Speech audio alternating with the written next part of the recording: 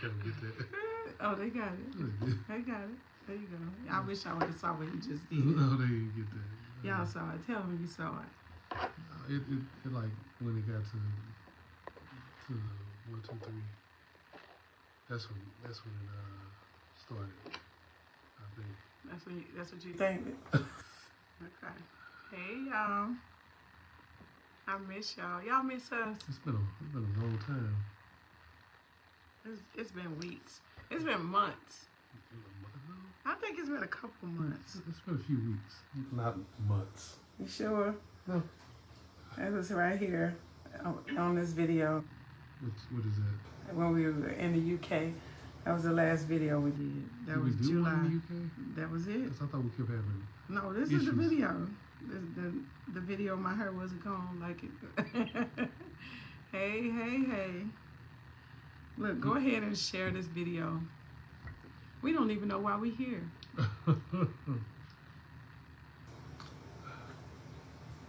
So go ahead and share. I'm going to take, what you laughing at?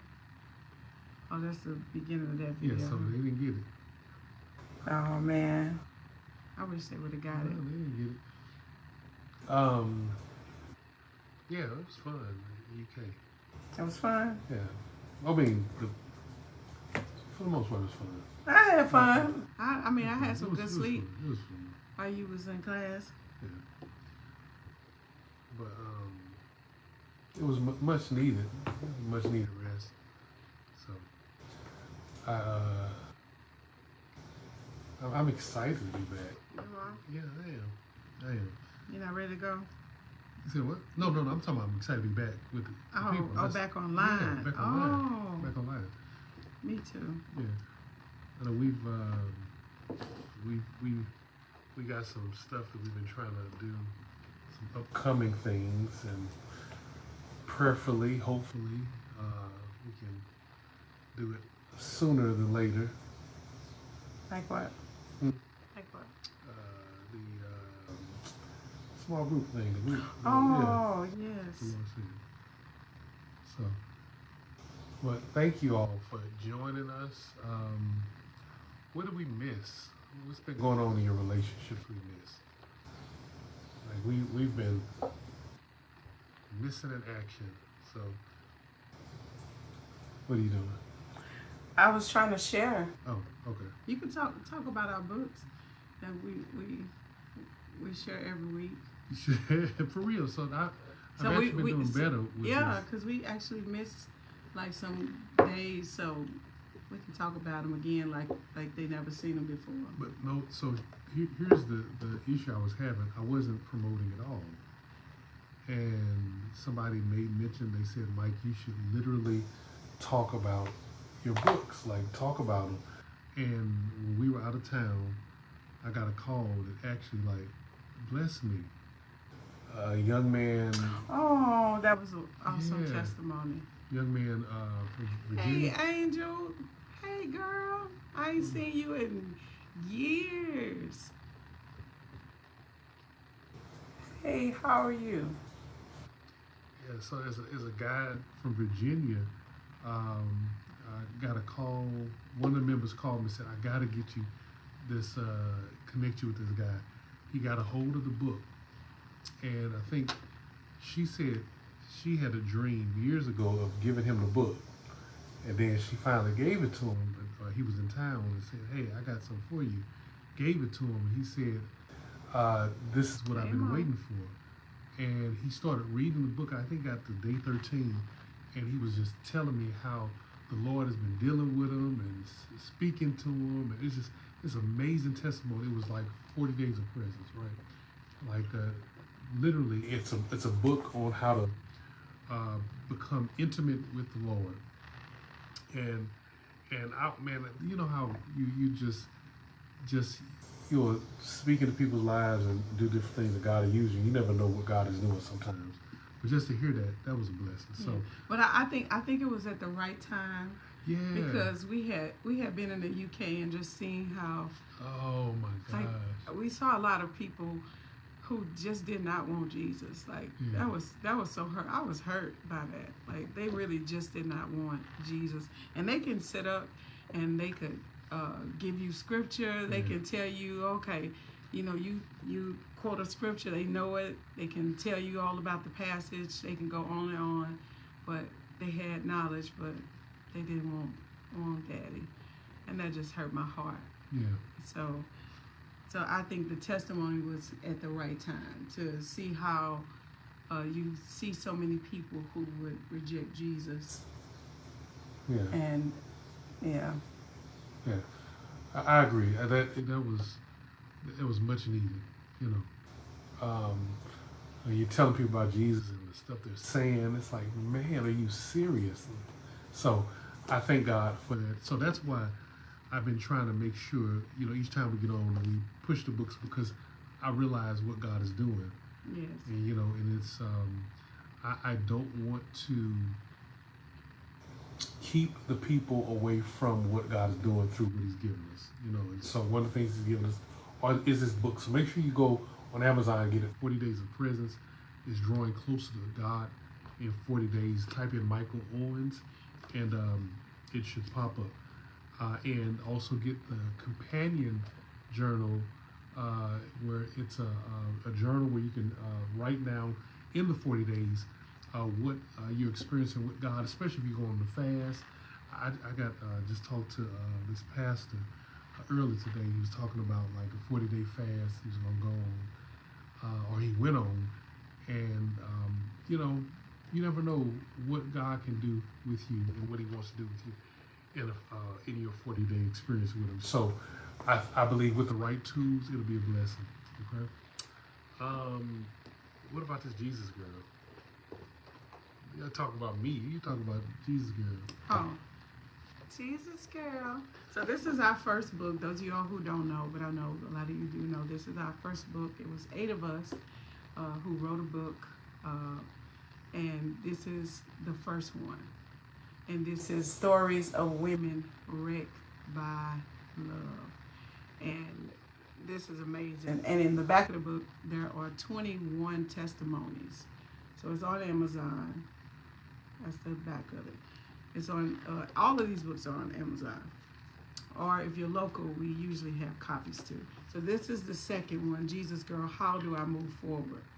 And so this is our second Jesus Girl book, and it was 21 of us. And there are so many stories in this book, 21 stories of different testimonies of how to move forward. This is a book you must have. So these amazing all testimonies. Yes. Like, I haven't read some of these testimonies in a long time. It's amazing testimonies. I know. I think one of my favorite testimonies in the Jesus Girl book. Which one? Is the one there was a young lady who oh my goodness. You forgot some of the names there. Oh, you know what? I forgot that she actually wrote, Miss Kavita wrote a testimony in Jesus Girl book. I seriously forgot about that. And she actually passed away probably like about, I don't even think it's been a year. It's been, yeah. Oh my goodness. Wow. I'm going to read her story again tonight. Oh man. But I was saying my favorite testimony was, wow, and Brittany too. Oh, wow. Yeah. Wow. I need to go back and read this book myself. It was in 2021, I believe. What? I think so. Was it 2022? It was 2020. 2020. Wow. That was 5 years ago. I need to read it again myself. But I mean, amazing testimonies. But there was one lady who she accepted Christ because there was an earthquake. Oh, and man. Yeah, there was an earthquake, and she hadn't accepted Christ, and she said her house went underground, and the house was buried underground. Her and her children. On the right page. It landed on that page. Yep. Oh my gosh. No, it was a Northridge earthquake, 1994. In 1994, I think that was my favorite one.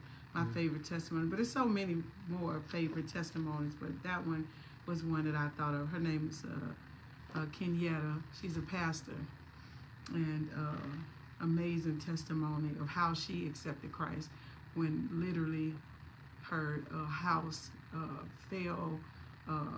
The house went underneath the ground from a earthquake in California, and she accepted Christ right underground, feeling like she was on her way to hell. But Jesus, man. oh my God, I love that testimony. So that's in the in this book, in this Jesus girl. That's one of the stories. It's some other amazing stories. I need to go back and read it again. It's been some time. 5 years. Wow. Hey y'all. Mine Jones, proud of you guys. Oh, marriage looks good. On you. I appreciate it, brother. Yeah, man. Wow. It feels good, man. Look, I feel like we just not too long got married, but it has been.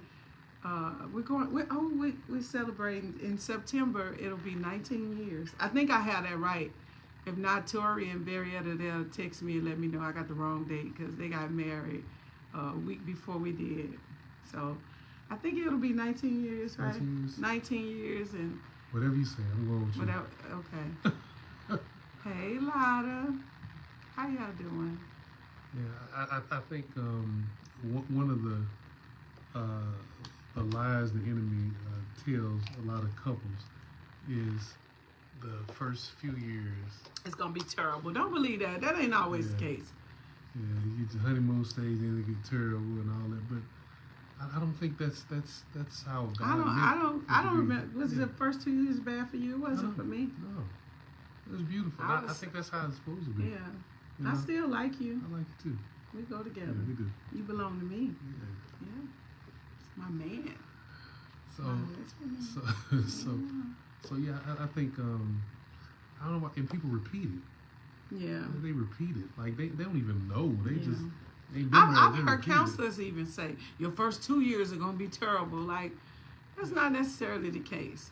Look, we walked in the door with counseling. Like before we even decided that when we decided we were gonna get married, we had counseling with each other. And then we had counseling with his grandfather. Like seriously, we walked in the door like we ready for this. Yeah, and I think it's walking in the door with the person God put you with. Yeah. You know, I think that's the main thing. Here's what's interesting. Like I'm curious to know, how do you know this is the person for you? Now I'm curious because everybody measure it differently. And some people got their own way, and I'm like, how did you come to that conclusion? You know, what? When did you know? That's the question, oh sir. My God. When did you know I was it? When did I know? You've asked me that before, didn't you? Yeah, because you never gave me a real answer. I was evaded. It was so. Yeah. Mine was different. It was you ever read in the scripture where Jesus would do something and then disciples would look back and say they would remember, they would be reminded of, like he prophesied about this. He said that it was similar to that because in college the Lord showed me the person I'll be marrying, and I didn't even know you yet. And I saw in a vision in the middle of the day, a dark-skinned girl with long hair with a red dress. See, I was ready. That don't mean you was ready. No, I was ready. You was not ready. I was ready. No, you weren't ready. But then he showed me. Okay, one of them. He showed me. He showed me the house where you would be in, or the apartment, which level, which side of the. It was crazy. He even showed me inside your house, hiding. All I saw was hiding behind a chair, and I thought, what's the thing with this chair? When I met you and went to Atlanta, because when I saw, he showed me you far away, And when I got to your place, all you had was a bunch of chairs. Right? It wasn't all I had. Man, there was so many chairs. That's not There true. was so many chairs. You always exaggerate.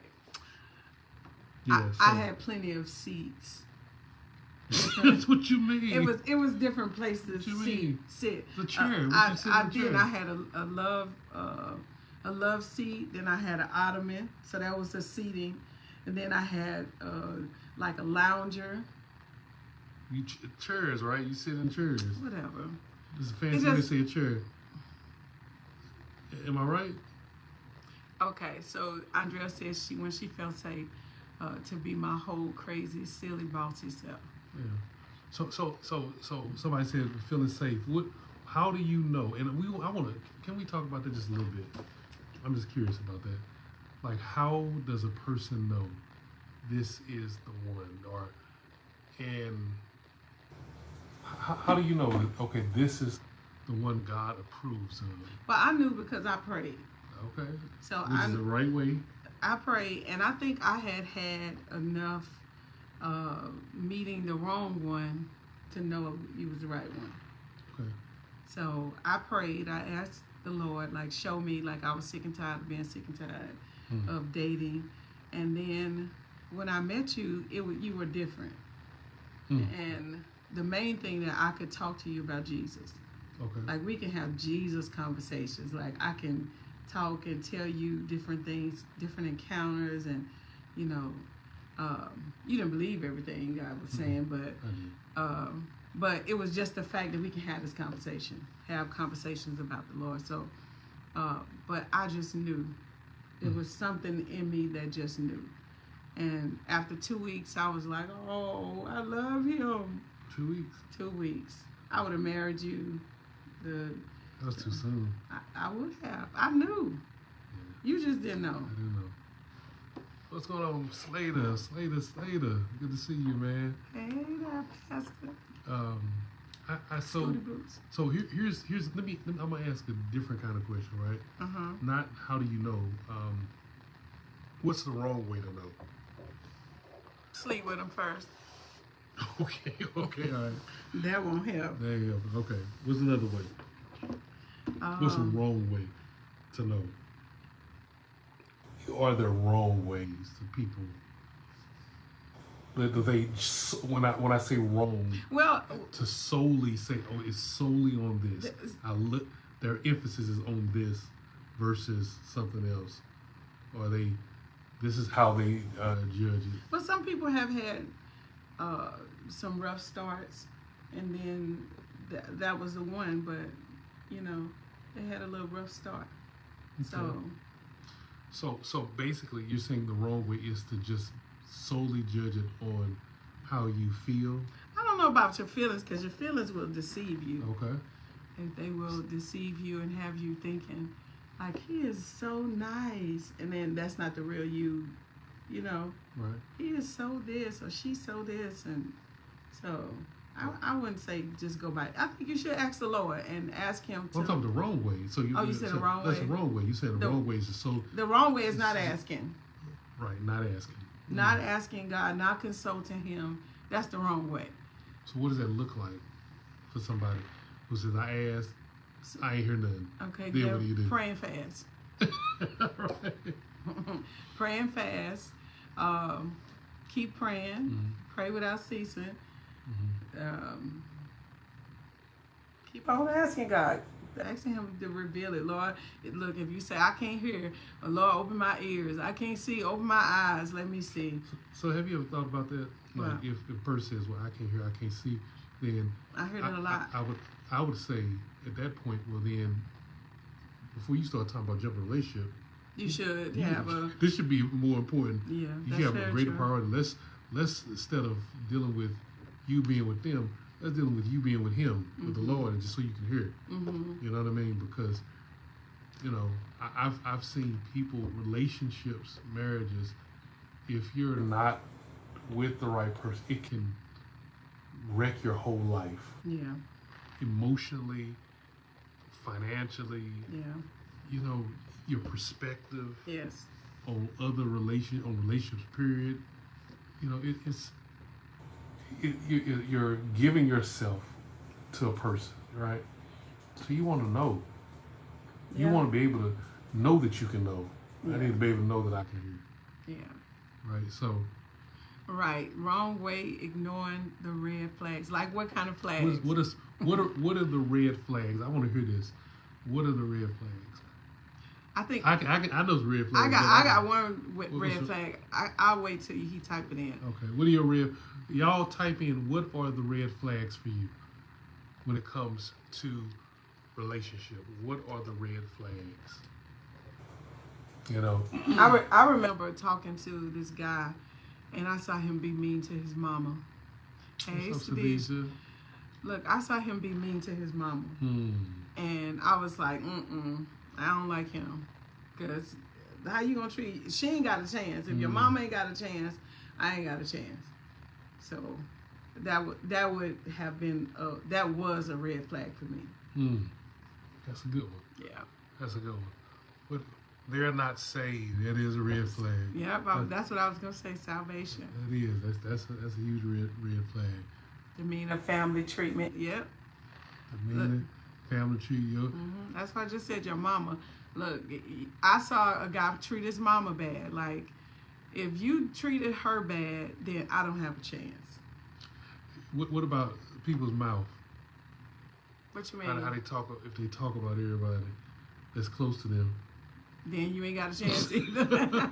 if you're saying you on the list too. As soon as you hang up, let me tell you about him. You talk about them and they did this for you. I ain't had a chance to do much for you yet. What you gonna say about me? Same thing or worse. Yeah. That's a red flag. That mouth. Oh my goodness. What's a red flag to you? Go ahead and type it in. What about men who try to, like, they gonna have to sleep with you? They just try over and over and over. Even if you say no, they're just gonna find a okay, all right. Lord, help me out, deliver me. You don't want to talk about it? Talk whatever you want to talk about. Look, he tried me over and over, and he was thinking like, oh well, I guess it's gonna take me another 2 weeks. I was like, no, brother. I look, that was a work in progress. Oh, I need a lot of progress. Y'all. Not giving enough time to get to know someone in different seasons of their life. Yes, how they handle conflict. Yes. Like I honestly, I'm glad you said it. I honestly don't feel that I'm close to somebody if I can't argue with them and see how things turn out later. And how you respond to me after the disagreement. Look, we can't agree to disagree. What's wrong with you? And even my friends, I base my friendships like if I got a friend and all we do is have good times, we ain't never had a disagreement or argument. We haven't tested our friendship. I ain't tested their friendship. I can't even test the relationship. Yeah. It ain't tested yet. Tried and proven. So that's a good one. Yeah. Always in the streets. Yeah. So, yeah. That's a red flag. Look, we be clubbing? Oh my God. Or even if they look like they dress like they been in the streets. So you talking about me? No. I ain't saying that. You feel bad or something? No. When I came to visit Mike, I had this little jumpsuit on and some heels, and he was looking at me like, oh my gosh. So he told me, he said, now listen, if you had a friend that was a first lady, and he said, and if she lost her luggage, would you have some clothes for her to wear? And I was like, yeah. And he was looking at me like, he don't believe it. I had on a tight little jumpsuit, and he was looking like, oh Lord, I don't know if I could take her nowhere with me. That ain't stopped me from wearing my tight pants though. I'm sorry. But yeah. Hey Keisha. That was funny though. Wow. So what if I didn't have no clothes like a first lady to wear? I don't know. What would you have done? Knowing me, look, I probably be trying to do all the wrong stuff. Is not right. So, He was trying to see what I had. You know, Mike was so old fashioned. when I met him. He told me I had some peak toe heels on, and he told me, he was like, you need some pantyhose with that. I was like, say that. oh, What I said that? I said that. oh yes, you should wear pantyhose with them. When I say that? When I first I don't met you, remember we that. were going to church. I'll never forget. I do I had not came here remember to visit, and I had on a peak toe. It was a leather brown peak toe, and the first two toes was hanging out, and not out the shoe, but it was a peak toe, and he was like, "You wear your pantyhose." I was like, I don't like pantyhose. I was like, I put some oil on my legs. He was like, oh my God. He was like, you need some pantyhose on with them shoes. How would I say that? Because you country. Either that, or maybe you had hammer time and I was trying to cover that up. I had two toes sticking out. Cover cover that bunion up. It ain't got nothing to be country. Whatever. Shoot. Look, you ain't never asked me for no feet. I never wanted. Look, okay. Hey, I'm just saying. Anyway. Wait a minute. Okay, so I don't even know. What were we talking about? Okay, he lost about them peak toe shoes. No. Generally speaking, heart posture, are they teachable? Are you teachable? Yes. Okay, so here. But that was my prayer though, Mike. Now here's a great point. Like I've seen and I've been in past relationships where when you talk about the Bible, the person just like it's a deer in the headlight. They ain't got nothing to add to it.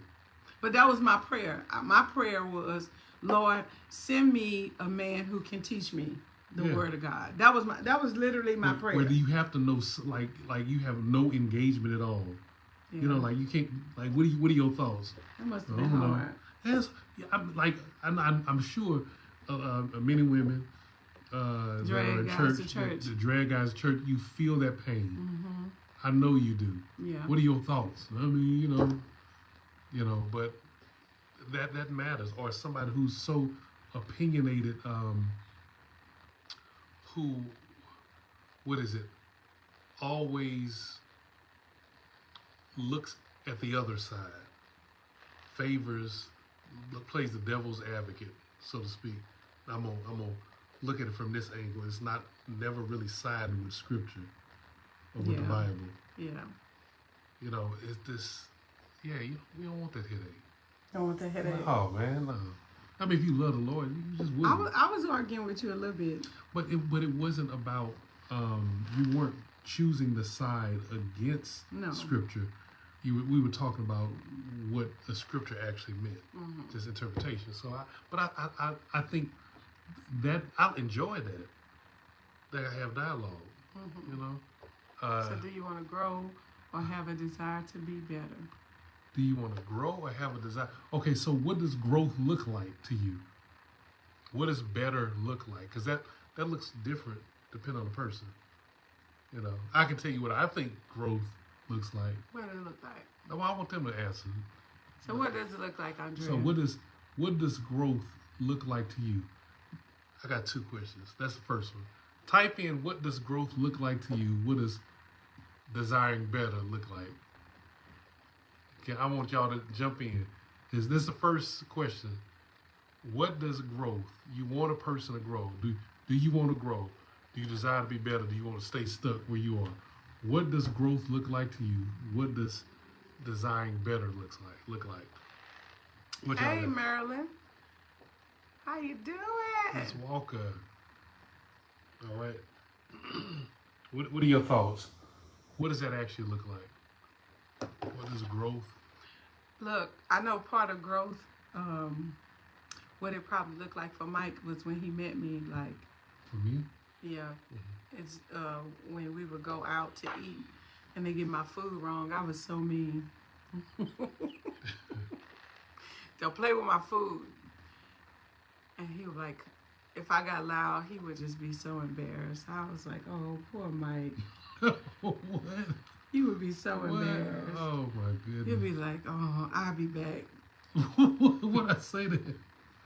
I say I'll be back. Where I go? You just walk. You go take your little walk and come back. Where I walk to? I don't know. You always would leave the table. What? You making stuff up. You got amnesia. All right, I guess I left. He would leave me at the table. Oh man. Okay. All right. So ain't nobody answer the question. What does growth look like? What does desiring better look like? That's question number one. And I'm gonna give you the second question. Okay. What does growth look like to God? And what does desiring better look like to the Lord? You want to learn more about God for yourself, to evolve as a person. Growth looks like compromise and patience. Ooh. Yes. Let's talk about that for a minute. Yes. Compromise. Wow. What should you not compromise? You should not compromise what you believe about Jesus. Okay. Now that's what you should not compromise, but to compromise the situations and different things to be able to agree with you to get something done, you know. What about with children? Like what? Because what you mean with children? Like what are things that people may struggle with when it comes to compromising with children? Like some people feel like you gonna do on Sundays? Huh? What are you gonna do on Sundays with your kids? Going to church. Well, Everybody in the house going to church. What if I want to go to sports? Look, we ain't have no athletes in our house. So. Yes, you did. You had a wrestler. Who was a wrestler? Your brother was one of the wrestlers? No, I'm talking about in our household. Oh. I'm talking about our household. Look, didn't nobody go to church like that in my house when we were growing up. I went to church when I went to my grandmother's. Yeah. Should be based in understanding. Okay. Growth looks like compromise, patient growth. Compromise should be based in understanding. I wanted to learn more about God and as well as yourself and to evolve as a person.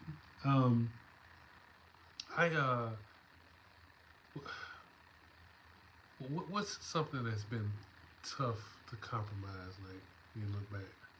What was tough to compromise? Yeah. For me? Yeah.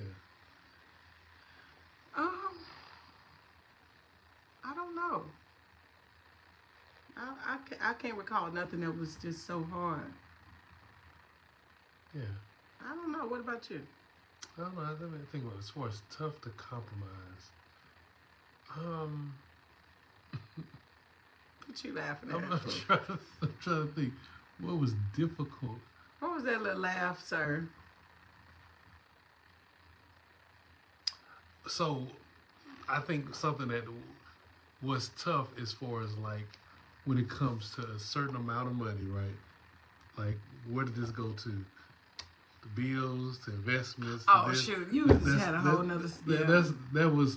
I don't know how that was tough. That was tough. It was tough. His idea was let's save the money. Don't pay the bills.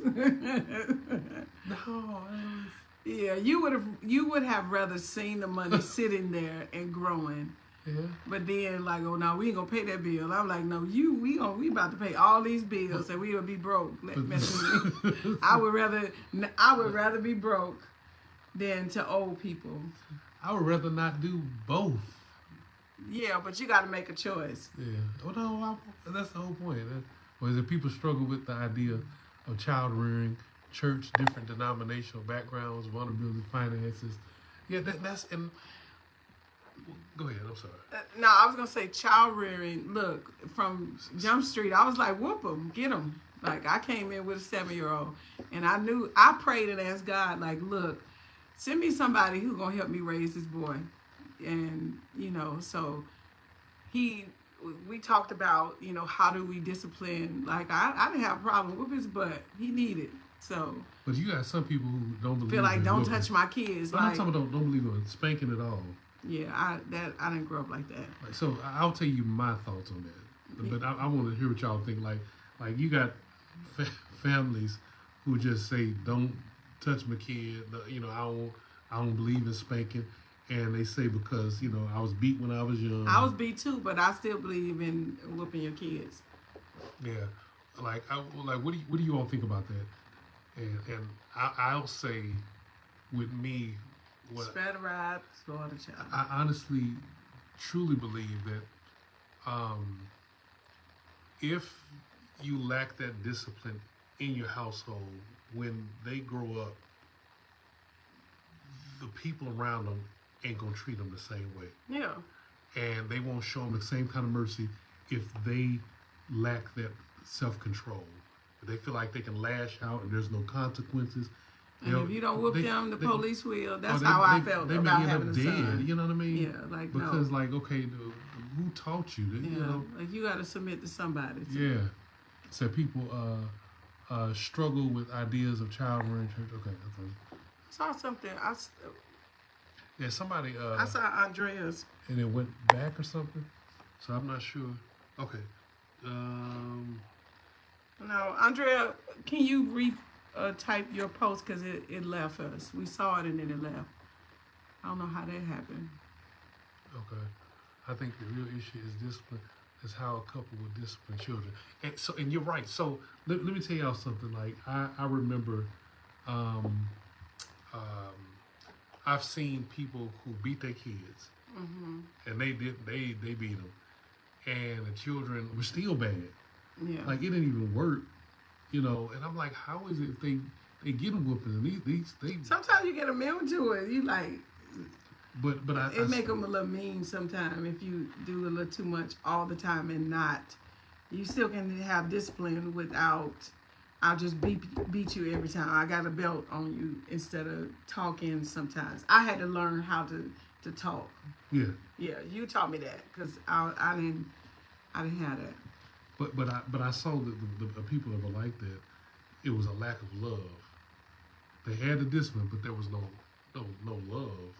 And I think that love actually helps. Love is a form of discipline. It raises a child up. And you love kids. You say being a blended family is not for the weak. Yeah. Not at all. Yeah. You're dealing with different personalities, different people who raise the children. Yes. That you don't. Your fingerprint is mixed with theirs, and it's like, okay, wait a minute, what is this? Like, I ain't teach you that, you know, so. Oh, we don't do that in my household. Yeah. Yeah. But this is how I was raised. That's right. Spare the rod, spoil the child. Yeah. Look, an old man told me we were sitting on a farm one day. We were just talking to this old man, and he had his own interpretation of that scripture. He was like, treat your kids right and beat them with a stick. That's the Bible. Oh, my goodness. I was like, right. So, yes. Yeah. Correction still comes with love. Absolutely. Yeah. You have to. Yeah. Yeah. But you know what I couldn't stand to hear when I was little? I whoop you because I love you. What? I didn't want to hear that. Oh, but it was the truth. But I didn't want to hear that. Well, it depends who said it. Yeah. Some folks whoop because they mad. Yeah. And that's another thing. Like I always was taught not to spank a child when you're angry. Yeah. You know, because then you can really severely damage them. Yeah. You can really and hurt here, them. Yeah, right here. Yeah. And even Physically, firmly with your hand. Yeah. I understand that. Yeah, that one.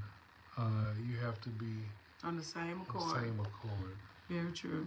Okay. Being one. Yeah. With each other. Being in agreement about how to do it.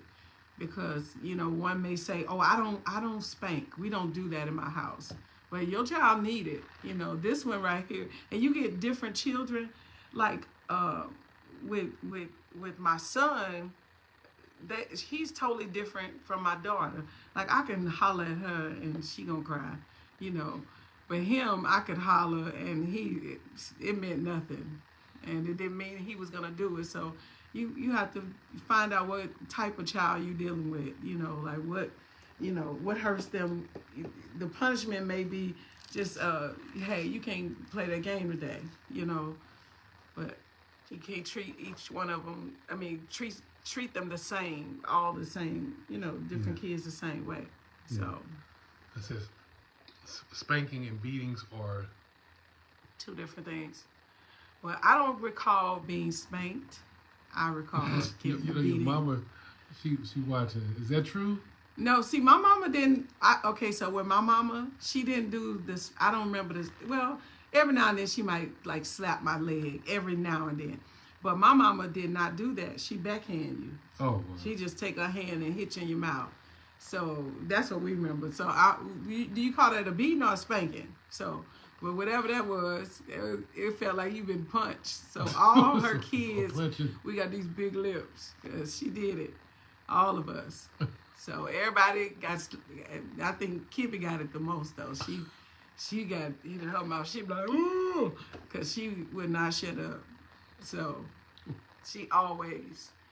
And my mom be like, be quiet. And that was the hardest thing for her to do was be quiet. So, yeah. But, Mama, what do you call that? Is that a spanking or a beating? Or was that considered a punch? Because it felt like a punch. It was a backhand. It was them knuckles. Whop out. Yeah. So. I think that seems like what much of what we do in marriage. It's not a beating, Andrea. It's a pimp slap. Oh my God. I don't know what that was, but it wasn't right and it didn't feel good. I think much of what we do in marriage is trying to learn how to agree with each other. Yeah. You know. But I do believe in agreeing to disagree. Yeah, I think but still have respect for this is what you believe. I don't believe what you believe. Not anything except for the Lord, but I'm talking about in, you know. No, I got you. I think I may struggle with that just a little bit because I try to convince and break it down. Yeah, that's what happens. Look, you said we call it abuse. Call it abuse. Okay, so Mama, you abused me. You heard what Slayder said. He said you abused me, Mama. Y'all gonna mess up my sweet potato pies on Thanksgiving. Y'all tripping. Let's cut that. I'm gonna edit that. Abuse me, Mama. I love that part of agreement. I have learned that oneness doesn't mean sameness. It doesn't. It does not at all. At all. Like we can talk about things and I'll disagree or he disagrees. But we get to a place where we're like, okay, so what are we going to do about this now? Since this is what, look, and there are times where a lot of times I'll say, listen, I don't agree with that, but I'm going to follow you to the moon. So let's go. They put all the pressure on me. All on you. All the pressure. I'm like, so look here, Lord. Why you got to say it like that? This man right here. Yeah. Look. But we even got to a place where we had to agree on how to disagree. Yes. Let's agree on how we should disagree. Yes. Let's agree on how what we do when we won't agree on a certain thing. Yeah. We can't come to an agreement. Let's agree on what we should do when we can't come to an agreement. So, something I have always loved is that this is something that you've always said, whether it's a church meeting, whether it's a business meeting, whether it's our relationship, you've always said, look, if you're coming to the table with a problem, then at least have a few solutions so we can talk about this. Yeah. So you wouldn't allow me to just come with complaints if I don't have some kind of solution to it. Like, okay, so how would you like to see this worked out? Or, what do we need to do different? Come with some kind of solution and not just a bunch of complaints. And that has been something that we've always done, to actually come to come in with a solution. Like, I disagree with this, but I believe that if we did this, this may be better, or whatever the case is. Yeah, I think I spent a lot of meetings just be angry at each other because I don't like this, I don't think that's right, I think this should be, that's messed up, and it's like a waste of time. It's like, man, and nothing gets done. And so that's where I got that from. I would go to meetings and it'd be irritating, and I learned to hate meetings. I'm like, look, if you're gonna come with a problem, y'all, what a solution. Come with a solution. At least a couple of them, so we can have some choices. We have some productive meeting, because nobody want to just walk away just disagreeing. Yeah. What y'all do? What y'all come to the meeting and do? We just came together so we can disagree. So we can argue. Yeah, no, man. Like, so who wants to do that? And I think that's helped. It allows you to take the time and process a plan. Mm-hmm. Okay, let me process why I'm upset about this or why I disagree with this. And sometimes in thinking about it, you realize, okay, you know what, this ain't that bad. Yeah. Like it's not as bad as I made it out to be. You know, so I think that helps. All right. Well, what about you all? Like, what kind of things have helped you when you disagree? Like, what has helped? Like, I don't know if you ever been one of those people, like, when you disagree, you just don't want to be bothered. I don't want to talk right now, and you don't never come back ever to the table. You just got to let time pass before you even say anything. I would say prayer. Yeah. It's to say, hey, okay, come on, let's pray, because this ain't working. I still don't agree with you, sir. You know, so let's pray. Let's ask the Lord, what is he saying about this? Yeah. And I think that has been something that has worked, you know. But I know that sometimes some people just need to take a few moments. But some people want to take like days, and like, we don't play that. We ain't walk around here like that. It ain't gonna work. It says Brittany and I had a system of how to get a win-win. It was 7 steps. Come on, type them steps down. Come on now. Share your steps. Step 1. We want to hear these steps. Yeah, but I think, do you ever like just pray alone? Like, okay, like say. Yeah, I'll be like, Lord, you help me. Help me right now, Jesus, cause I got an attitude. Yeah. And so yeah, I do. I pray sometimes during the time it's happening. I'll be like, Lord, I already know where it's going. I don't want to do this today. Lord, come on, help us sister out. So I'll tell you what helps me. When I pray, I literally would go to the Lord and say, Lord, okay, so I admit this is how I feel. That's good. And that's right. Mm-hmm. And I'll be like, okay, Lord, I'm mad. And she may not be lying about this, but it's hard for me to see it because this is what she said. You mad because you don't want to accept what I said? I mean, not if it's true. Like, yeah.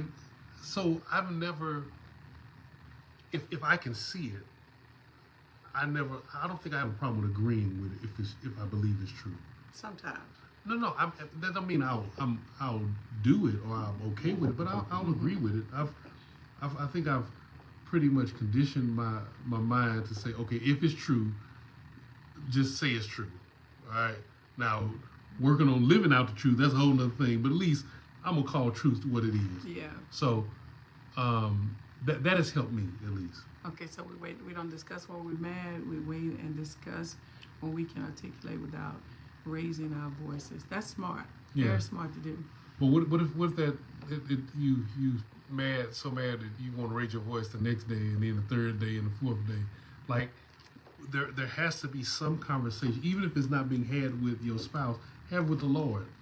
Like I think a lot of people don't do that. I think that I think sometimes you try to get over quickly because you might be hungry. So what you mean? Then you're like, babe, I'm hungry. What you mean? You try to get over it quickly. So let's get this over with so we can get to this food. No, not necessarily. Nah, different times I've been mad. I'm like, shoot, I'm gonna just go buy me some food. Forget that. I ain't gonna eat. Not when the Lord told you can't go out to eat. No, that was a while ago. That was a while ago. Okay. No, that's messed up, ain't it? That was no loser policy. Okay, let's see more. All right, let me see. Okay, well, so what's the no loser policy? Okay. Explain that. A no loser policy. Okay. So you know, Slayder, we can invite you on so you can talk and you ain't got to do all this typing. To have a heart talk, come to understanding views, pray together, brainstorm solutions, evaluate the options, try one or wait, and check in together and rework if necessary. That's beautiful. Mm-hmm. Now, and I wonder, I'm curious, like, how many people actually that you've counseled actually go through those steps? And here's the thing: is that what happens when you don't want to do those steps? how do I want to do something when I don't want to do something? And that's your relationship. That's the part where prayer helps. Like, Lord, you need to conquer my will because I don't want to do this right. Yeah. I know being mad and staying mad is wrong, but I don't want to. But pride won't help you. It won't. Not if you want a long lasting relationship. So here's what I've seen when I've had pride with you. When I come to the Lord, I can't have pride with Him. Mm-hmm. That's how He's able to help me. Like, I have to humble myself. Like, Lord, and admit I'm being proud right now. Yeah. I recognize it. I don't want to do this. Help me to want to do something I don't want to do. Like, something got to change, you know. And there are times when God will make you the bigger person, help you, and use you, and be like, okay, come on, I'm sorry. When it ain't what even your fault, but you apologizing for me. We both do it though. No, but at first when we got married, I wouldn't do that. Yeah, you had issues about the apology. I don't know where he got that from. I was like, shit, I don't want to forget that. I'm going to be mad. And I stayed mad, but how you were raised to communicate. But we had too many people in our household, and the house was too small for you to be mad and walking past somebody because you probably had to sleep with them. Look, like, how you gonna be mad and we got to share this pillow together? Yeah. So I had it. Yeah, I know. So I had to learn. We had to get over it quickly. You know what I mean? Yeah, I had to learn. Like, ain't no sense in me getting mad. You the one making the food tonight. Yeah. So. and look, 7 kids in one house and 2 bedrooms. Yeah. So I realized when you did that, I realized then very quickly all it takes is one person to be humble. Mm-hmm. It don't even matter who it is. Yeah. If you get one humble person, God can use that to change other person's heart. Yeah. It requires a humility. Okay, so I said, I don't know. I've been married long ago because of this advice. I've been married long because of some of this advice seems like advice for very complex issues. We only fight over him eating a portion of my food. That's funny. That's funny. Look, well. Who was that? Shanice? That's funny. Look, I will tell you that I don't even fight over no more. I just surrender. I just, like, he gonna eat it anyway. Look, Slayder said he's near his computer. Okay, so we can invite you. You want us to invite you, Slayder? Let me do it on. You can do it. You have to do it now. Is this it? This one? Okay, we're gonna invite you. We gotta find you first.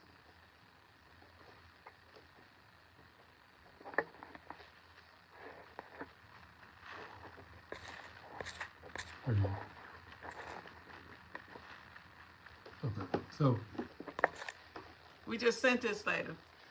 So who gonna get the big piece of chicken? That's what she was fighting over. Huh? Shanice. What'd she say? Long enough. That's hilarious. Yeah, I think it matters, like being able to just be humble. Like, it's pride, man. That's literally what destroys so many marriages. Pride. Yeah, the pride suffers. Yeah. Okay, it says you want to join. Let's see it later. Okay, I just approved it. There we go. It should be coming. Yeah, this.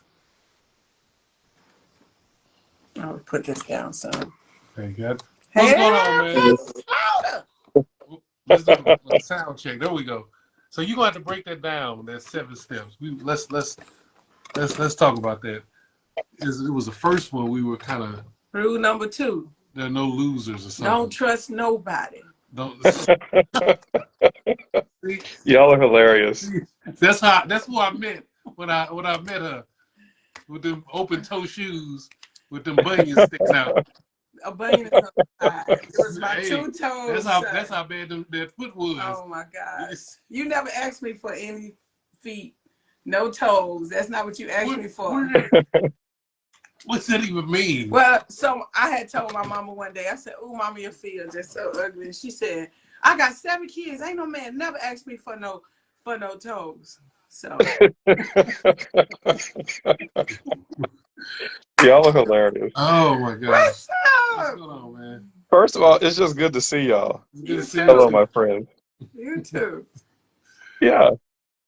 All right. So, what do you want me to talk about? It was that I'm on, the I'm on first your clock.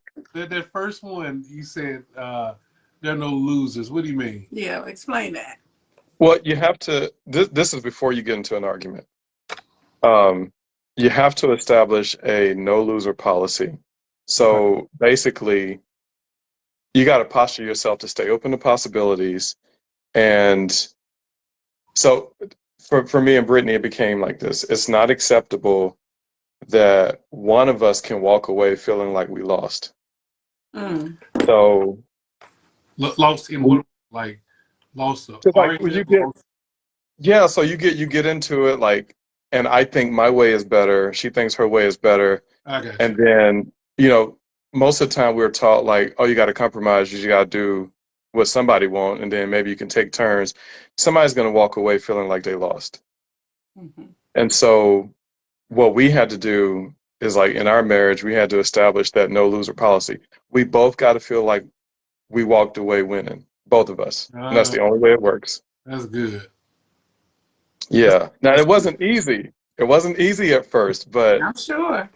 establishing that policy just said we both had to be satisfied.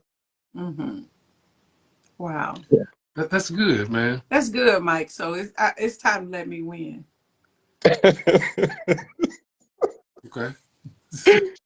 But I'm glad you said it because there are times where a person can just agree and it feels like they're swallowing their pride, but they have resentment later And because like suffering in I silence. always let them have their way and they always do Exactly. this.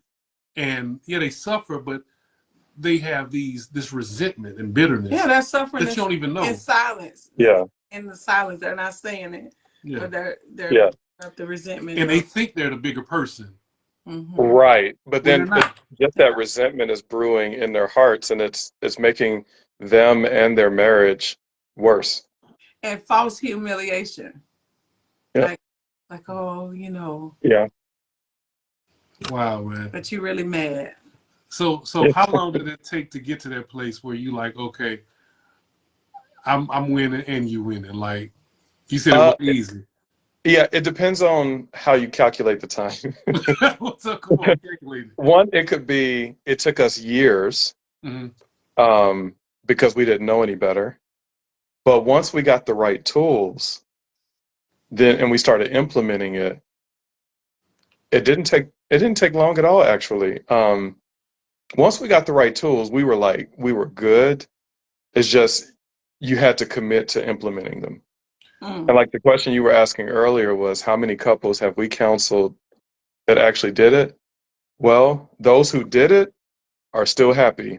Those who haven't are either divorced or not happy. Wow. Mm. So it's like we always told people, look, we're going to give you all the tools, but it's up to you to actually do something with it. If you don't work it, it's not going to work. It's that simple. But if you actually put in the work, because we like in marriage like a garden. Mm. Gardens are very beautiful. They can be very fruitful. Everybody loves looking at them. But who's going to get in there and pull up weeds? Who's going to make sure the mulch is right? Who's going to actually go in there and do the work? So people want it to look beautiful, but they're not willing to put in the work. Yeah. And that's the problem. But if you're willing to put in the work, we're good to go. Yeah.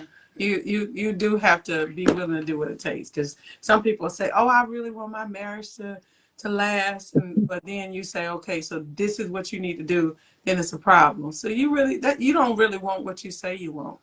But what I've seen, much of the work I've seen is literally work on your own heart. It's not even necessarily working on other person. Like I'm gonna fix him, or I'm gonna fix her. But it's literally Dealing with. Yeah, it's the will, man. It's like how Mhm. can I deal yeah, with my will? Because this is what I want. Mhm. yeah. That's the hard part. So now, what is the engine behind that part? Like how do you deal with the um, the foundation part in order to do this? Because what you're saying is that people, if they do Yeah. it, but how do you get to a place to want to do it? It's very simple. Do you want your marriage or not? So like it, because we all have baggage, right? We all have issues that need to be worked out. Now, you can be a child and not work on it, or you can be an adult and take responsibility for your own like health as an adult. Like you, that has to be your responsibility. So if you don't feel like doing it, I mean, you didn't feel like going to work either. Right. You didn't feel like doing, you didn't feel like cooking, you didn't feel like cleaning up. It's a lot you don't feel like doing. But if the shift in the mind can get to, but I get to do this because this will afford me where I really want to be, Mm-hmm. then that's when you start doing things. And so what we did is we approached it first for ourselves and then for the couples that we've counseled. Like, hey, before you even join this 16-week course we about to do, um, both of y'all have to commit. And if both of y'all don't want to commit to it, we're not going to allow you to be a part of it. Mm. And so it's decision making time. Mm-hmm. And so when a person wants it, then they'll do what they got to do, even reluctantly. And I can say that from personal experience. When Brittany brought those divorce papers to me that one time, and she told me straight up, she said, "Look, I don't want a divorce, but I can't keep living like this." Wow. And so I had a choice to make myself. Like, all right, I can try to figure out what to do and do something about it, or I can just sit in my pride and be like, well, if you want to leave, leave then. So I decided that I wanted to stay married. And I just asked her, so what can we do? And she was straight up. She told me, I don't know. Mm. But here are some ideas that I did look up, some places we can maybe go. And I went reluctantly. Mm-hmm. I said, at least I'll give it a shot. And I don't know if they'll really be able to help us. I don't think they'll be able to help us. I'm a minister, I'm a pastor. What are they going to tell me? You know, that kind of stuff in your head. But I'm glad I went anyway and put in the work because it became something extremely beautiful for us. So, and it's something that even though Brittany's not here anymore, that I can carry on Mm-hmm. So, so, in other relationships that I have. so be honest. It made it easier that she was willing and that she was. Oh yeah, It's just she had that type of temperament because every couple absolutely. you've counseled, They're both not of them always willing. ain't always nice. They bring blame Yeah. and all that. So Well, that's why we established this in the beginning. Unless you're both committed, we won't do it. okay, Mm-hmm. okay. And so because and sometimes that hurts people. Like they're like, man, I really like I heard what you said. I heard you and Brittany's testimony, and we really like I really want to be there, but my husband or my wife is saying no. And I'm like, well, what we can do, we can talk to you about helping you do what you got to do, but we're not going to talk about marriage tools and stuff unless we're talking to married couples. Mm-hmm. So what does that So, what does that look like? Like if it's just all right, your spouse is not on board, you're on board. hmm Here's yep. tools for you. What is a tool for a person? It's similar in that we would give them the tools of teaching them what you're responsible for, what you're not responsible for, what your spouse is responsible for, um, and how you can help and how you can't help. So we start off in that area, and then we teach them, all right, when you get triggered, this is something that you can do, and this is how you establish boundaries for you. Because what we learned was that boundary setting wasn't about shutting people out, it was setting the boundary so you can keep your heart open. Mm. Mm-hmm. And so we would teach them, all right, when the scripture says that above all, guard your heart, for out of it flow the issues of life. Um, then we taught them. So the Lord isn't saying protect your heart from being hurt. What He's really saying is protect your heart from shutting down. So you Mm. you establish the boundaries to keep your heart open to God, and then you can keep your heart open to people around you. Wow. So, and those are some of the tools that like we also give that to the married couples, but we focus in that really like this is how you self-regulate. This is how you get your heart together, your life together. Whether or not your spouse wants to cooperate with you, that doesn't negate the actual responsibilities that you have as an adult. And if you don't care for you, who else will? If you don't show up for you, who else is going to show up for you? And people are wanting other people to show up for them, so they give away all of their personal responsibility.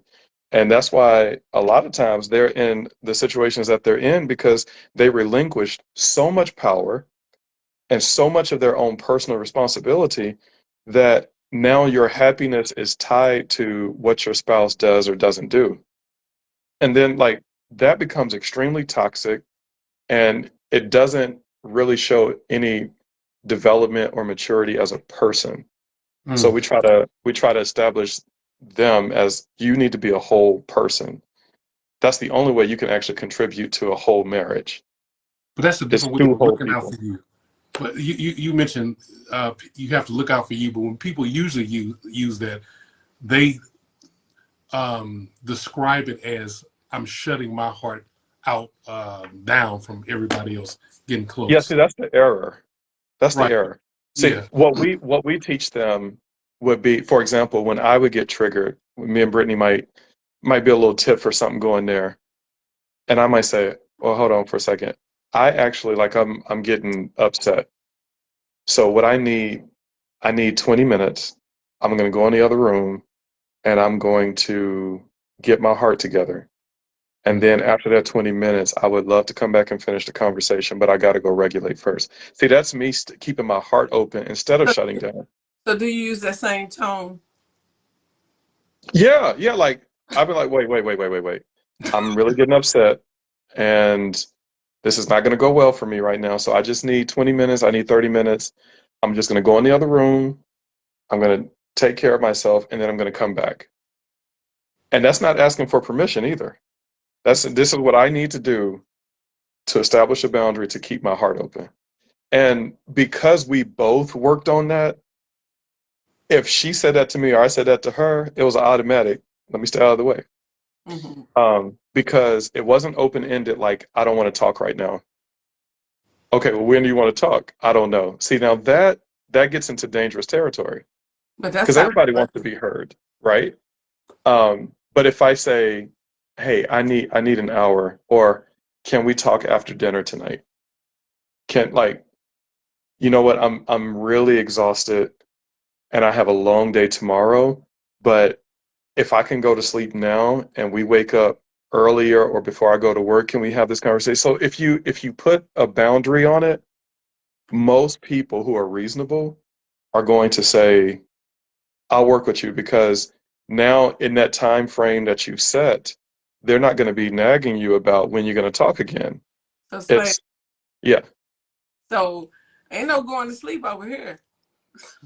I Well, ain't giving you till tomorrow. We gonna work this out today. well, and if that's the way y'all want to do it and Yeah, y'all can that's the way agree we to that, roll. Ain't no yeah, going. then that's beautiful, Mm-hmm. right?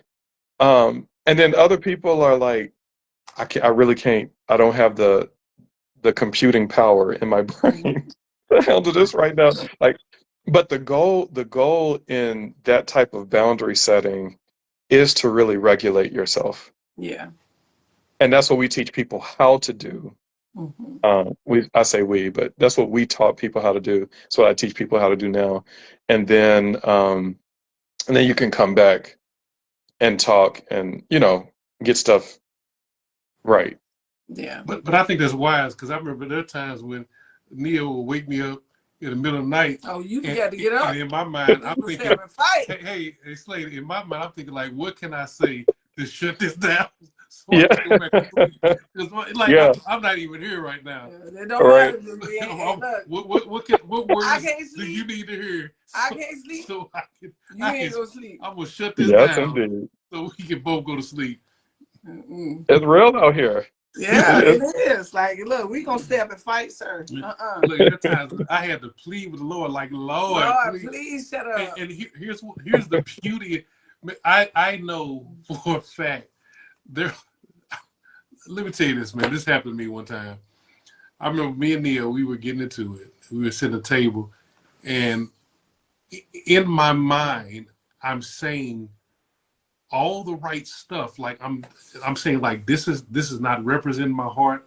This is what my heart is I ain't saying. believe it. She wasn't receiving it, man. Mm-mm. And literally, and I'm like, I'm telling you, and the more I talk, the angrier she got. Mm-hmm. Mm-hmm. And and it was like we just cut it off, and I just walked away. I got in the bed. I was emotionally exhausted, mentally, and I said, Lord, I said, I said, I honestly don't know what to say. You know what the truth is. You need to tell me what can I do right now to just like make things right, because like there's nothing I'm saying. And the Lord gave me a quick vision with a big a foot, and it was a man's face, and the foot was in the man's mouth. And I'm like, you just want me to just shut up. and listen, man, literally, I went back and sat down, and I didn't say nothing, and she just talked. But I think that sometimes it becomes the justification. Regardless of what it was. So that's what I would hear is you're justifying. Look, whatever it was, whether you was right or I was right, it didn't matter. I was right. The Lord knew that I just need to shut up, and He knew I did not talk, and everything smoothed out, man. Mm-hmm. And I'm like, are you serious? And it was painful though, man, because I'm Yeah, hearing for her sure. like, God, that ain't me.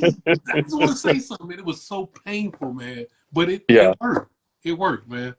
Well, that's step 2 of our win-win solution.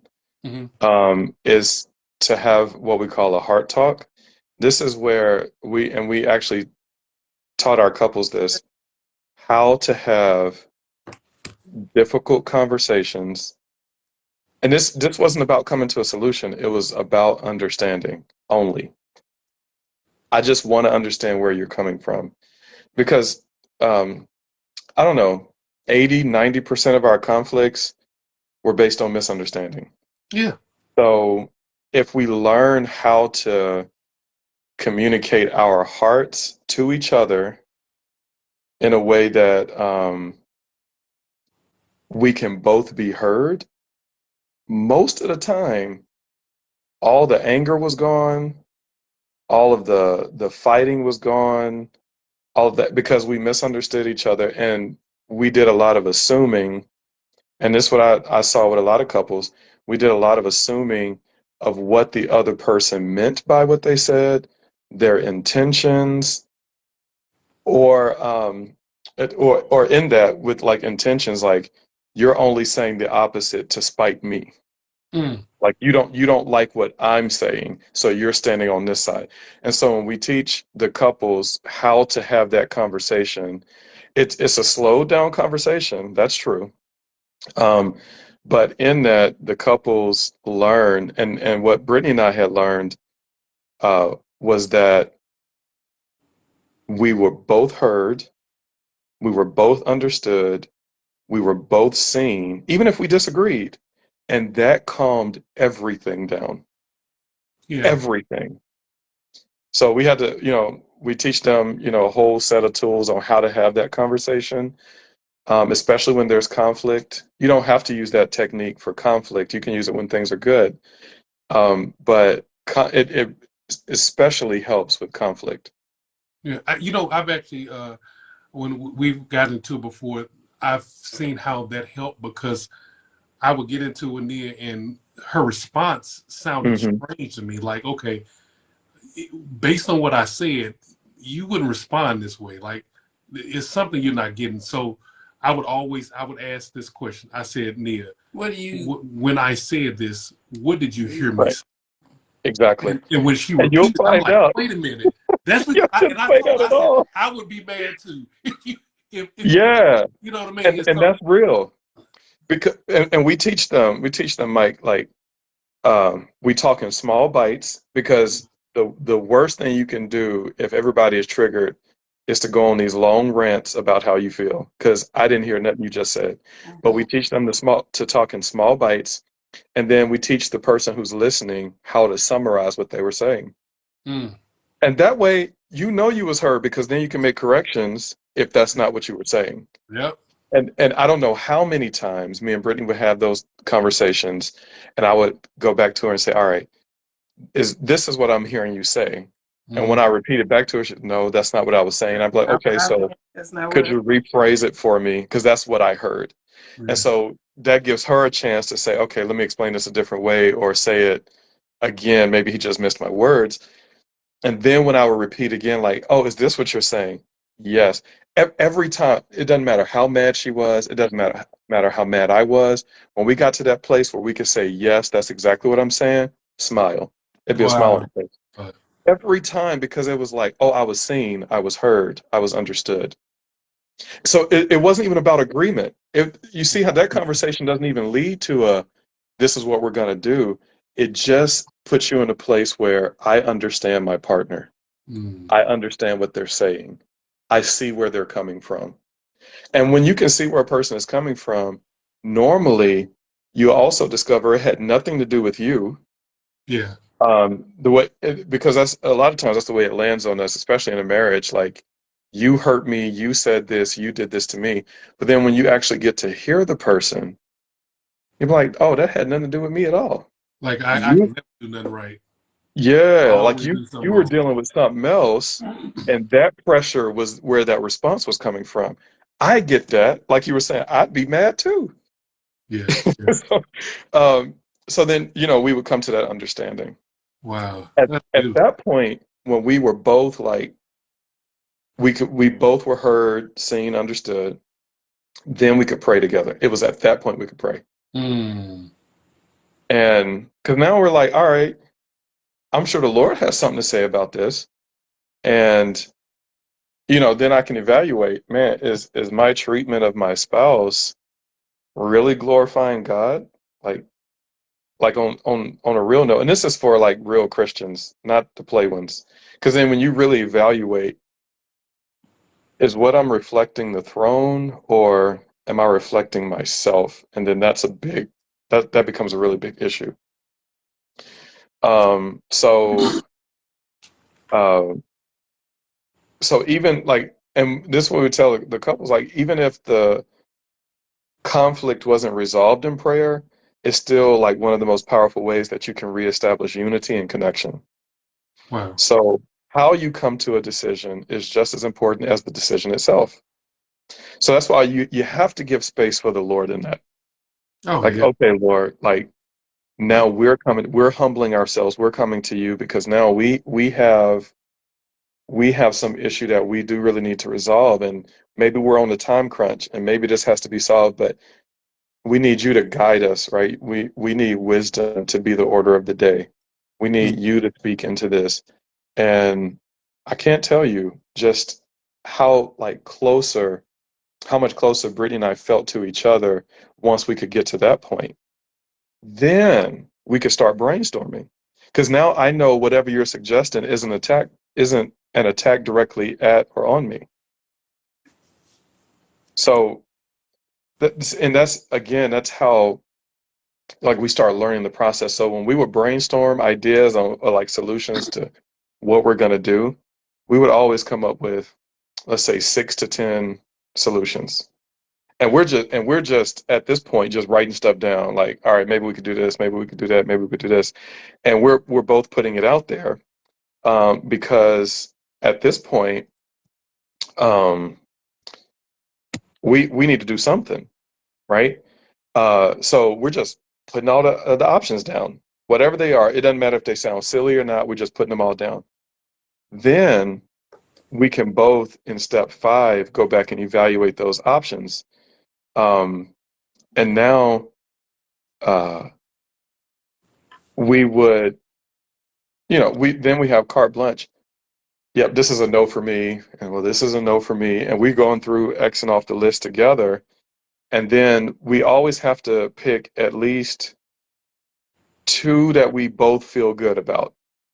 Like, okay, I that can you see both that, and I actually can see agree that one. with. That you Yeah, both. that we're both, and then that's why you just dump a bunch of ideas when you brainstorm, because at that point, you know, you're open to possibilities now. Now that you humbled yourself, now that you've really understood your spouse, now that you self-regulated, now it's not we're not on edge anymore. Now we can really brainstorm and hear each other out. So then we'll pick, two of them out of the whole list that we do, two that we both feel good about, that we can both walk away and be like, all right, this is cool. Right. But we've already talked about our concerns. We already talked about where we were, and this is why we wanted to do X, Y, and Z. So then once we choose two of them, then we make a decision together to try one of them. And if we can't come to a decision, like for step 6, then we wait. We go back to step 2, maybe do another heart talk, then pray again, then brainstorm again, because it's gonna have to work. Because we both got to walk away feeling good about this. We both got to walk away feeling like we're winning. And if that's not the case, then we're going to wait. We're going to go back and we're going to do this again. But And but that's it's, what me and Brittany had to do. but it sounds like the blessing is in the process. It's like Yes. we're growing and going through this together. No matter how. Yes, because the journey is more important than the destination. Yeah. Yeah. That's beautiful. Yeah. That's Yeah. beautiful. That's Then we try, if we try one and it works, we're a team. Beautiful. It worked. If it didn't work, we both said we were going to try that. We both felt good about trying it. It did work. So now we both can go try something else. And we're not at each other's throats about it because we both decided. You see what I'm saying? Yeah. So it cuts out all of the strife at that point. So we can check in, see if it worked or not. Then if we need to rework the plan, we get to rework the plan. It's a win-win every time. And that's Every where it time. goes back to the foundation. There are no losers. No losers. No losers. And that's what Oh, first has to be established. that's good.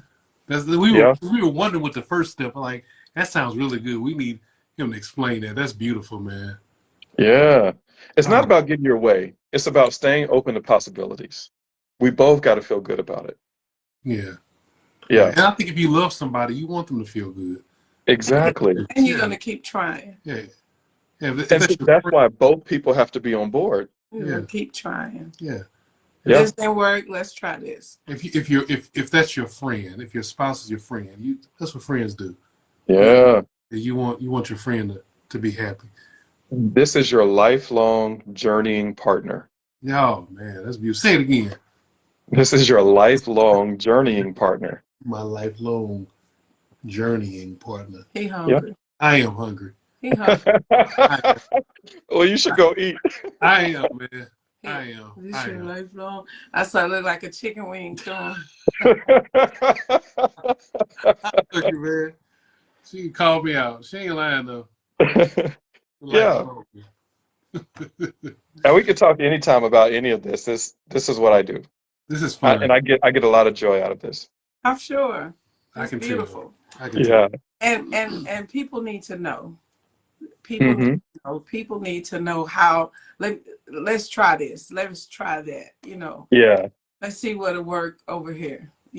People need to try and keep trying and not to give up because a lot Yeah. of people give up when it gets hard.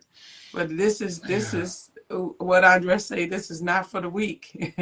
It is No. not. You're gonna keep fighting to have a great relationship. Yeah. Spouse. Well, I can put a spin on that for you, Nia. Spin it. Um, it is for the weak if you can accept your weaknesses. Hmm.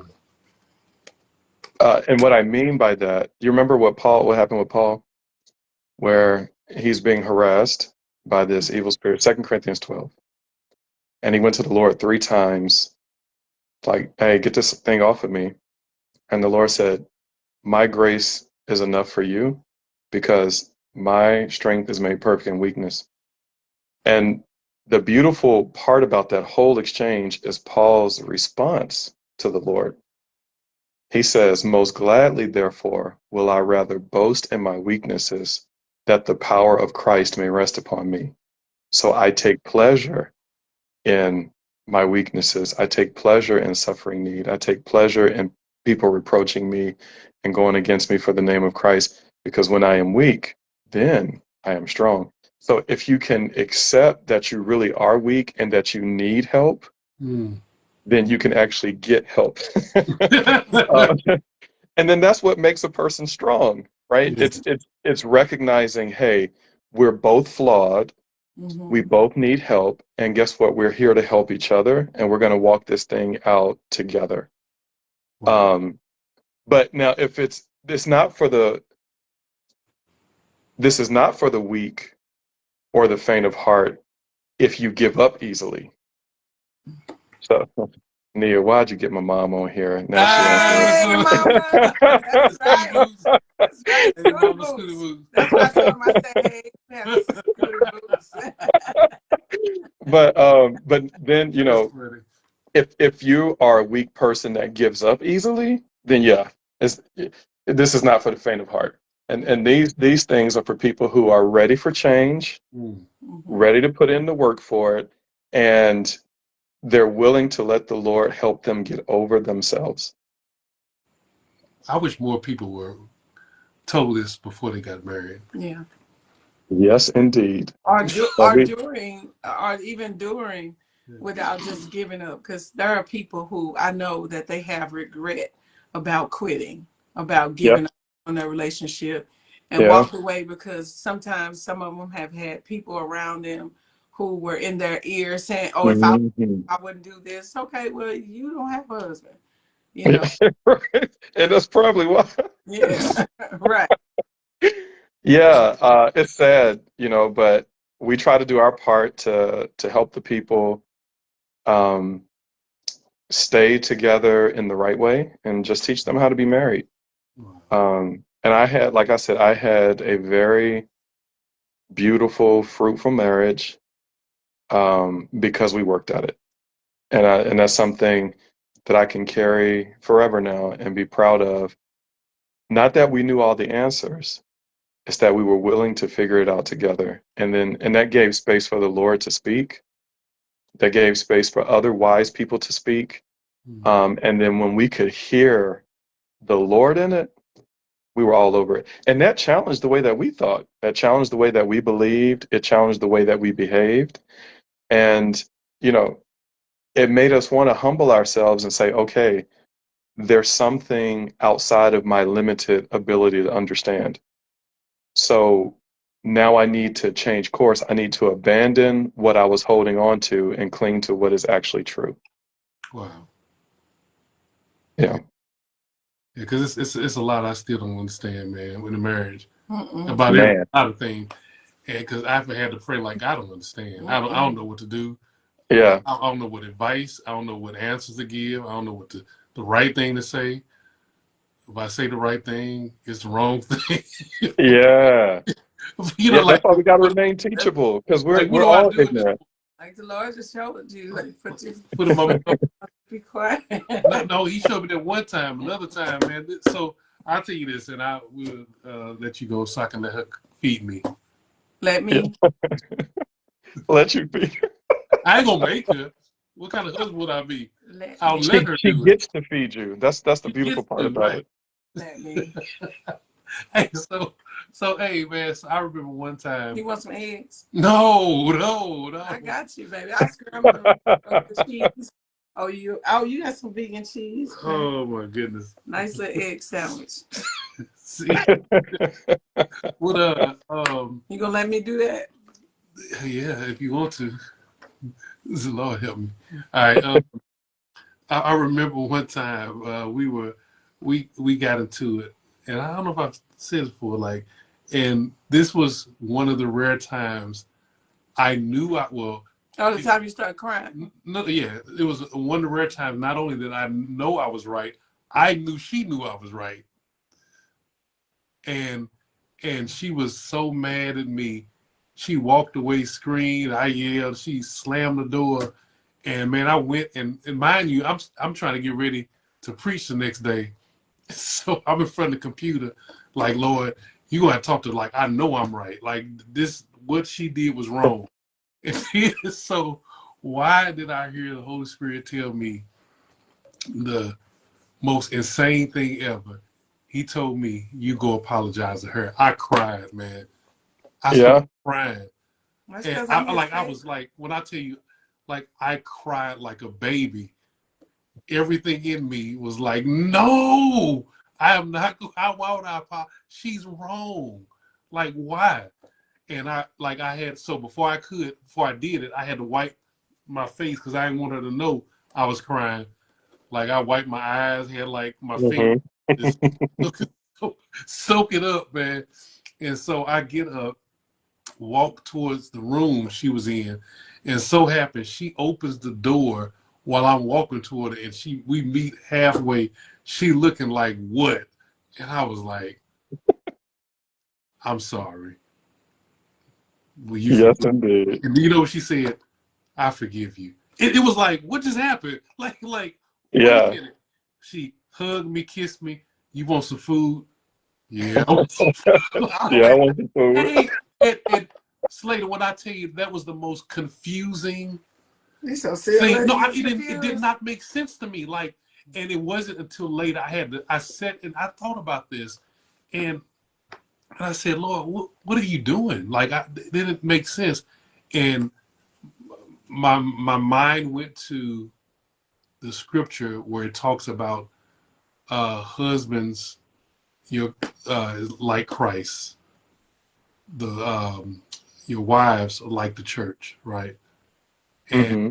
when I started to think about what Christ did, he took the blame for us.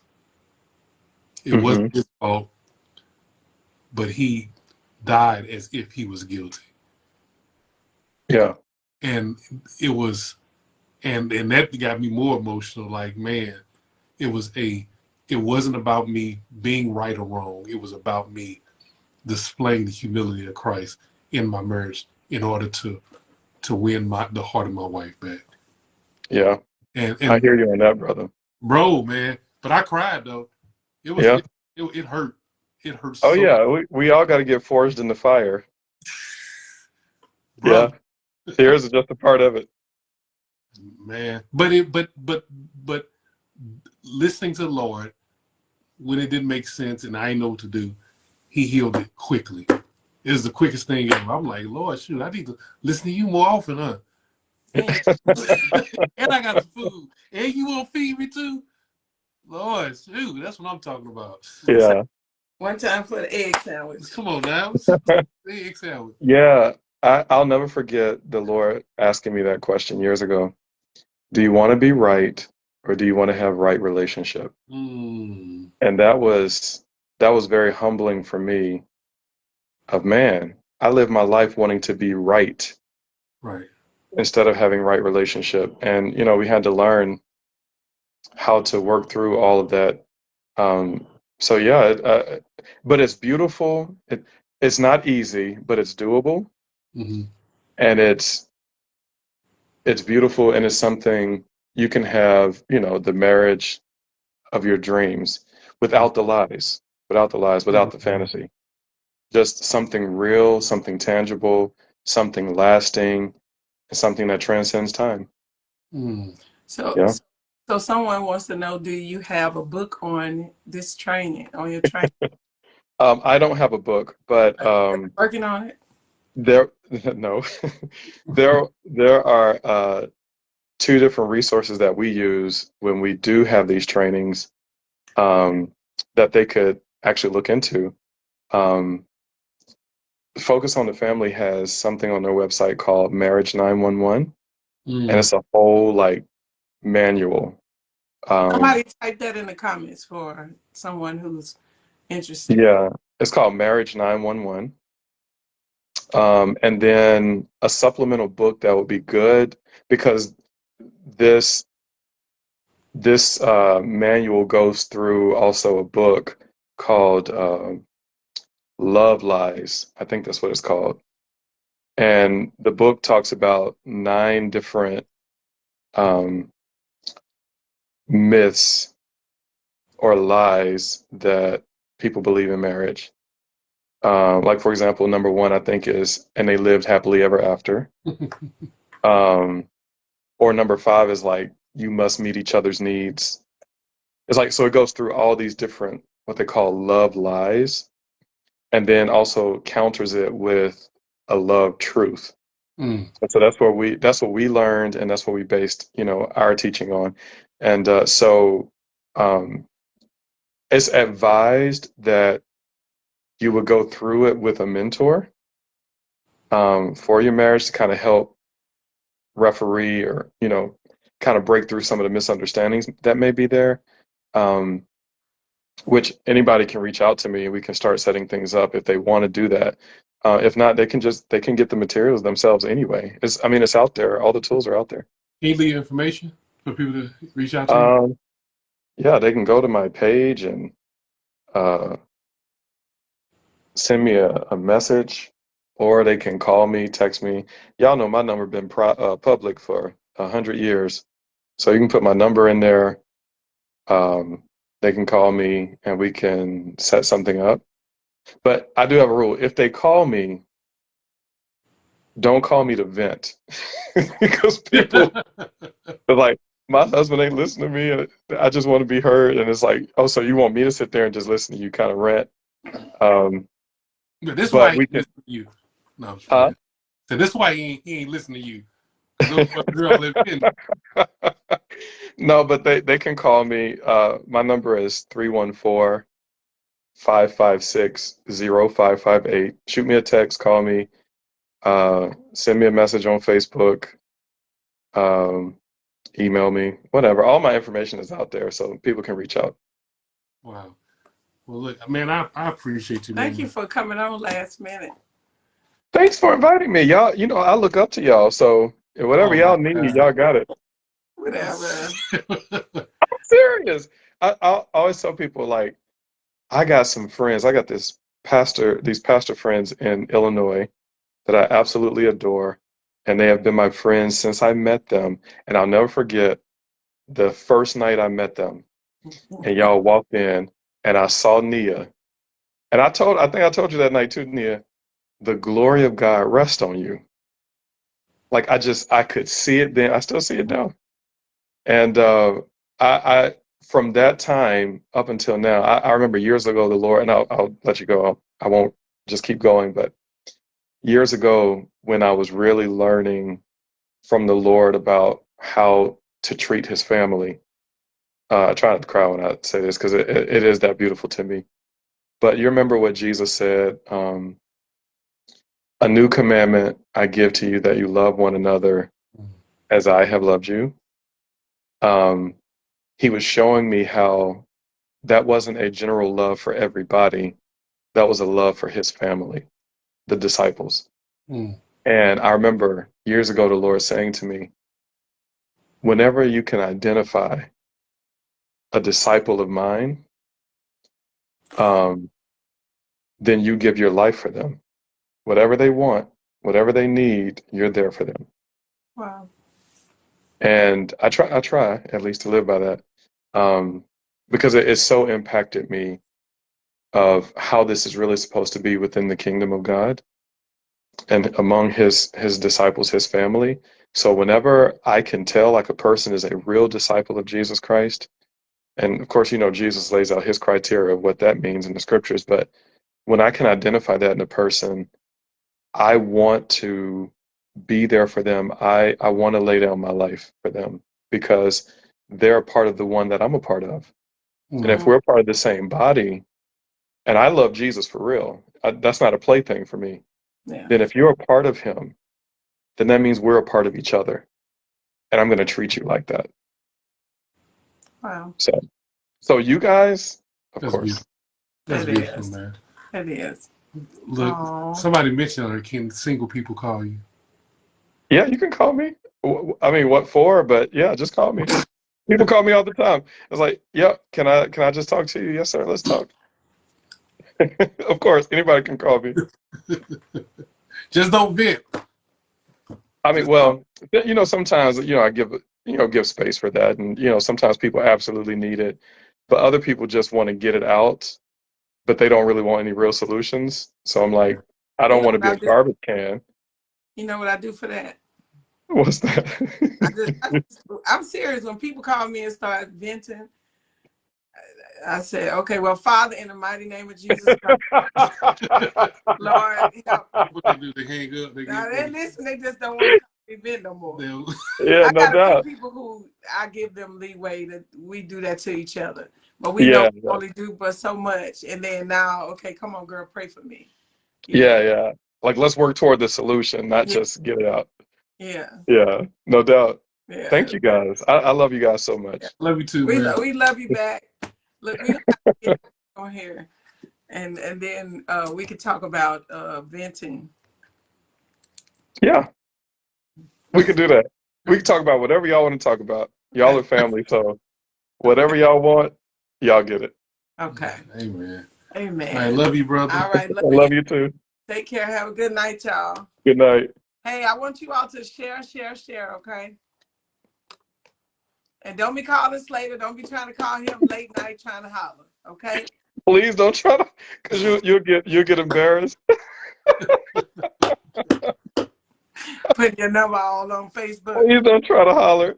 Please. Holla, holla, holla, holla, holla. Oh my God. Something wrong. Good night. Love you. Good night. Bye-bye. What was wrong with you, girl?